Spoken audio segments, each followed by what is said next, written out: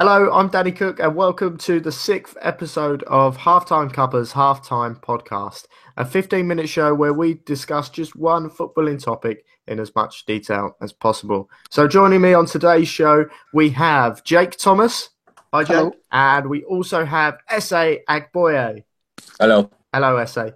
So, on to today's format. The panelists will be discussing and debating a topic in as much detail as possible.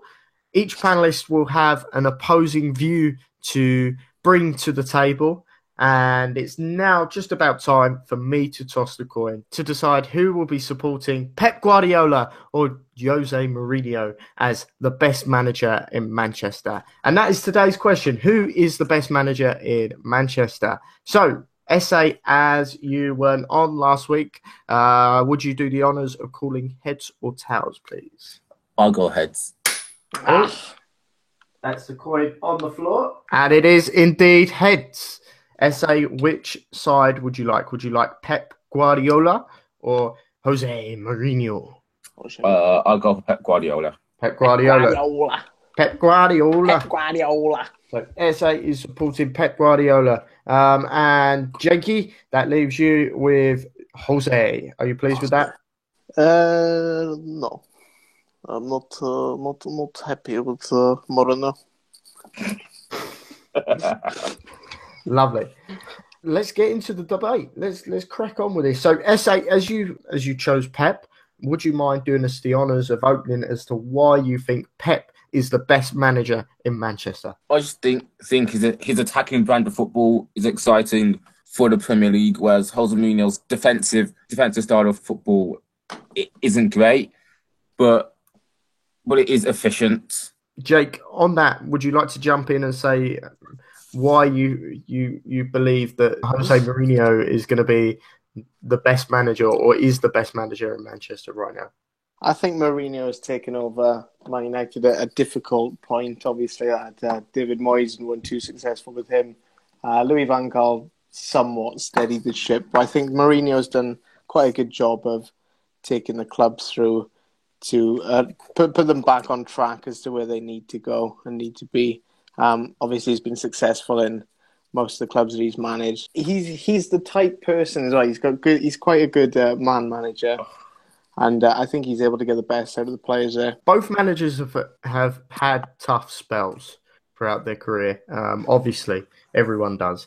SA, last season was probably a very, very tough time for Pep. Do you think he's learned at all from that? Yeah, I'd say he's learned a lot because in his first season, it was just about preparing the squad and getting out Deadwood. And it's little wonder why his Man City side are leading now by 8 points, because he's obviously learned from what happened last season. Jake, Jose Mourinho, he had his disastrous spell, should we say, at Chelsea just a few seasons ago. Yes. Do you fear that maybe that might come over to Manchester United, or do you think that was just such a unique situation that would never happen again? Well, I think it more shows that Conte hasn't exactly had a smooth ride so far at Chelsea. I think there's more to it than just Mourinho had difficulties. I think that there's something in Chelsea that makes it difficult for anyone that goes there. Their managerial records throughout the years kind of proves that. And I think if you look at most of the players who Mourinho works with, they sort of say he's tough to work with, but it's because he always tries to get the best out of the players. And I think depending on where he is, that can take time, and it depends on whether the club are willing to sort of go through with that, or whether, like Chelsea, I think they just sort of wanted it constantly all the time. I don't think he'd have a problem as such. It's just a case of sticking with him, and then I think Man United have got a manager for years to come. SA, regarding the last few weeks, Manchester City have scored a ton of late goals and have picked up a load of points in the last few moments of games. Does that worry you at all? It's nothing to worry about, really. It's a bit like a race. It's not how you start, but it's how you finish. And I think scoring late goals will determine whether Man City win the title this season or not. I mean, United were like that under Sir Alex Ferguson back in the day, and I think there are similarities between Man City this season and to Alex Ferguson's Man United sides. Does it not worry you that they're scoring goals late? Fantastic. But it's the other, 85 minutes of a game, they're struggling to break down. Southampton, them sort of sides, they're struggling to break down. Do you not think that their luck will run out, or their teams will catch up and understand that they need to focus for that final 5-10 minutes, because that's when Man City are more dangerous? Yeah, I could see why you say that, but in the long term, I don't think Man City have any to worry about. But we may find out whether they do or not. I wouldn't say they do. And flip side, Jake, obviously Manchester City recording all these late goals at the moment. United, I don't think have quite hit the same sort of level in terms of late goals. Yeah.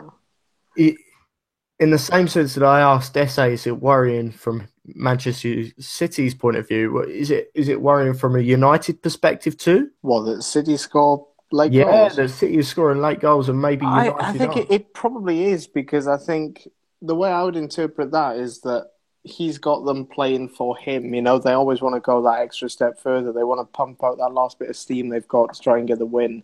And I think it's dangerous when you get on a run of doing that, because it gives you the confidence then. You know, you enter games thinking, right, we're indestructible. You know, don't panic if it gets to sort of the 80th minute mark. We can always pull something out. So I think, you know, in that respect, it probably is.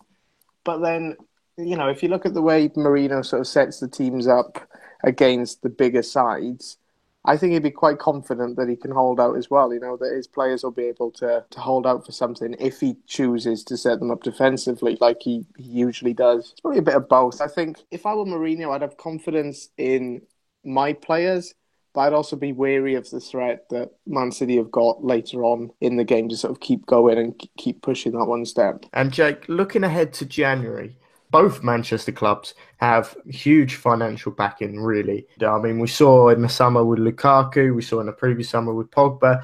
Man City have obviously sort of detailed past in terms of spending money as well. So resources are there for both teams. Say if they both went in for the same player, Jake, what do you think? What do you think in terms of Jose Mourinho? What sort of stands out and makes him so much sort of better than Pep Guardiola for a potential player who was looking to join one of the Manchester clubs? Is a tricky one. That is a tricky one. I think that depends on who the player in question was and who you're asking. If you look at Matic, you know, he was quite happy to go from Chelsea to Man United. He said, you know, Mourinho was a great manager who got the best out of his players. I think if someone was to have connections with someone who was played under Mourinho and ask them what it's like, I think they'd probably end up going for Mourinho, purely because he will push you as a player. He will get the best out of you. And I think if you can deal with that sort of pressure, then you will flourish. Same question for SA now. If Manchester United and Man City were both going for the same player, and the player was looking at the managers and going, which manager would I prefer to play for? What would you say is the real sort of selling points for Pep Guardiola? I'd have to go back to his attacking style, and that would be his main selling point. I think a player would much rather play for Guardiola than Mourinho. Mourinho just seems too defensive. But if it was a player that would like to win titles and all that, do you think that that's a real sticking point for someone who wants to win championships, wants to have cash?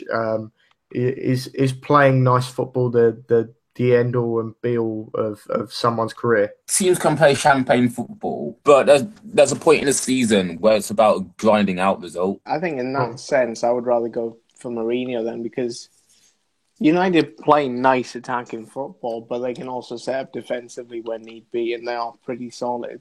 So I think in that sense, I'd have to go for Mourinho. I mean, as you saw on Saturday, was it Saturday last week, when Manchester United played Arsenal? Yeah. I mean, that was so sort of backs against the wall, but still exactly. End up winning 3-1, I believe. Yeah, exactly. I mean, when you've got De Gea behind you, you know, that must give you all the confidence in the world.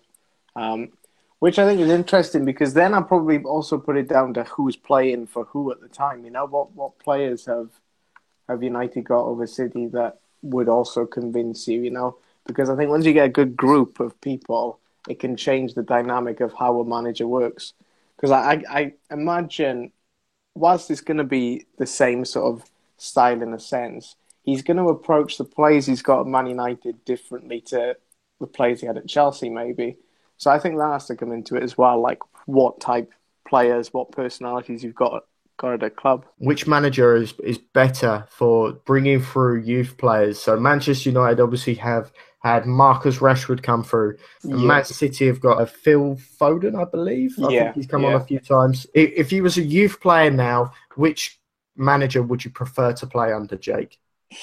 Mourinho. Purely looking at Rashford's rise, I'd look at that and I'd think, that's what I want to do. I want to be 18, 19 years old, and I want the manager to have the confidence in me to pick me, you know, near every game. Was it Pep Guardiola who sold Iheanacho to Leicester?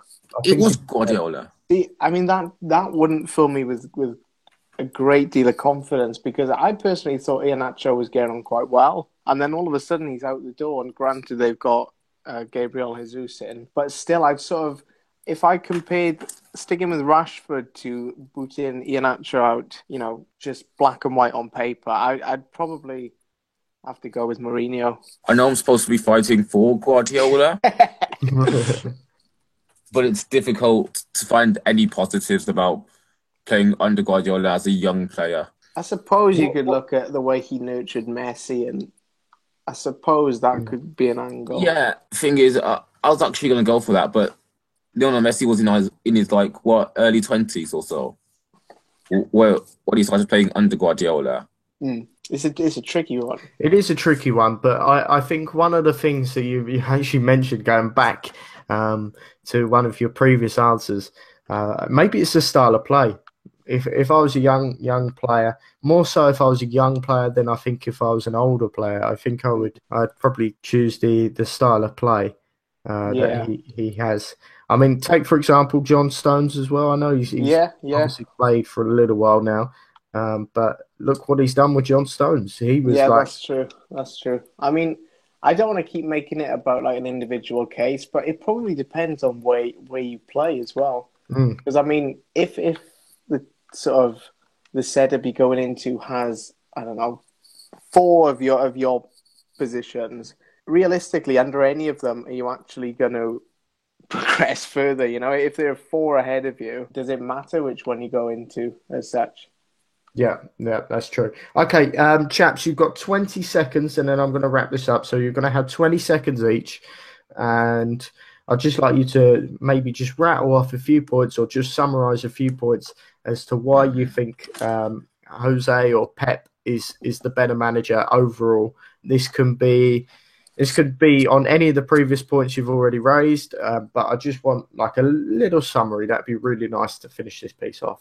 So, Jake, are you ready to go first? I will go first. Go on, I will go first. And you can start now. Mourinho is a good manager. He is adaptable. He's a great manager. He's adaptable and he adapts well. How was that?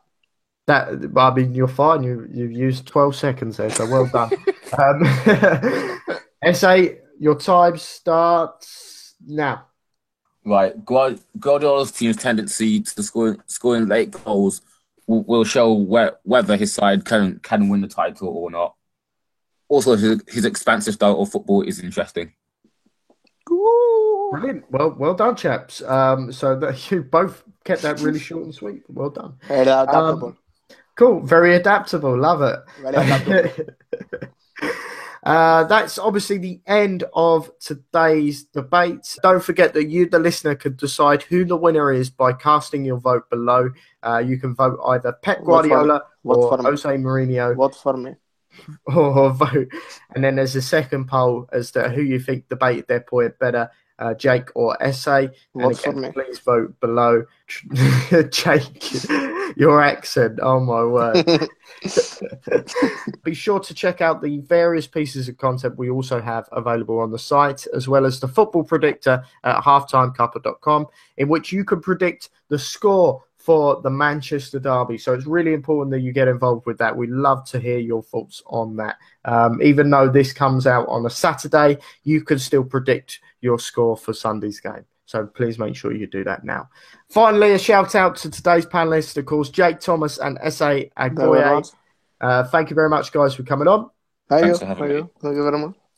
No problem. And I've been your host, Danny Cook, and you've been listening to the 6th episode of the Halftime Podcast. Thank you very much.